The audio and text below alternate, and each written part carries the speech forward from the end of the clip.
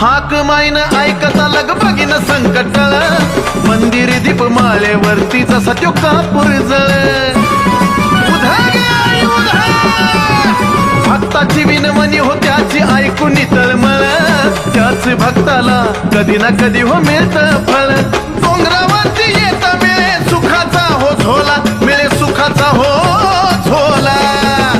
मग आई राजा राजा बुध बोला आई राजा राजा बुध बोला